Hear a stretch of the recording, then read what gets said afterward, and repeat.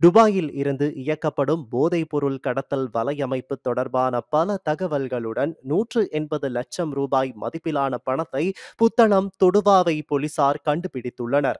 Juicy தி clothing store முழு குடும்பத்தினருக்கும் தேவையான அனைத்து ஆடை அணிகலன்களையும் ஒரே இடத்தில் கொள்வனவு செய்யுங்கள்.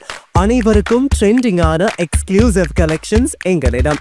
கொட்டஹென, ஹேட்டன் மற்றும் வில்லபத்தை புதிய கிளையில். சந்தோஷமான தருணங்களை ஜூசியுடன் கொண்டாடுங்கள். கடல் வழியாக போதைப்பொருள் தொகையை கொண்டு வந்த குழுவுக்கு இந்த பணம் வழங்கப்படவிருந்ததாக விசாரணைகளின் போது தெரிய வந்துள்ளது.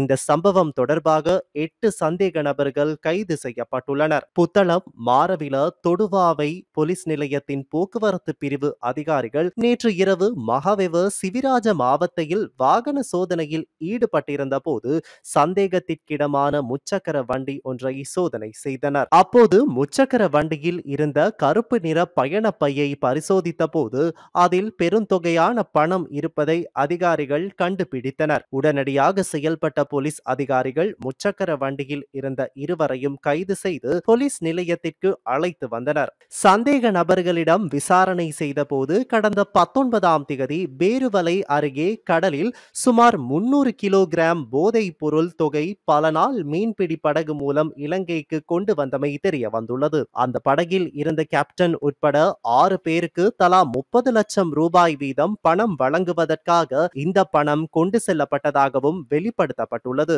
இலங்கைக்கு போதைப் பொருளை கொண்டு வருவதற்கு முன்னர் கடத்தல்காரர்கள் பல நாள் மீன்பிடி படகிற்கு 70 லட்சம் ரூபாய் வழங்கியிருந்தனர். முச்சக்கர வண்டியில் பணத்தை கொண்டு வந்த நபரும் பல நாள் மீன்பிடி படகு ஒன்றின் உரிமையாளராவார். முன்னதாக 100 கிலோகிராம் போதைப் பொருளுடன் இந்திய பாதுகாப்பு பிரிவினரால் அந்த படகு கைப்பற்றப்பட்டிருந்ததாக சிரேஷ்ட போலீஸ் அதிகாரி ஒருவர் தெரிவித்தார். புத்தளம் மாவட்டத்திற்கு பொறுப்பான பிரதி போலீஸ் மா அதிபர் நாலக சில்வாவின் மேற்பார்வையின் கீழ் உதவி போலீஸ் அத்தியட்சகர் SAP பிரியாந்தவின் வழிகாட்டலின் பேரில் பல நாள் மீன்பிடி படகின் கேப்டன் மற்றும் 2 பெண்கள் உட்பட மேலும் 6 சந்தேக நபர்களை சந்தேகத்திற்கிடமான முச்சக்கர வண்டிக்கு பாதுகாப்பு வழங்கிய மோட்டார் சைக்கிளுடன் கைது செய்துள்ளனர். துபாயில் இருந்து இயக்கப்படும் இந்த போதைப் பொருள் கடத்தல் வலையமைப்புடன் தொடர்புடைய இலங்கையை சேர்ந்த நபர்கள் சிலாபம், தொடுவாவை, நீர்கொழும்பு, மாத்தறை ஆகிய பகுதிகளை சேர்ந்தவர்கள் எனவும் இதுவரை தெரிய வந்துள்ளது.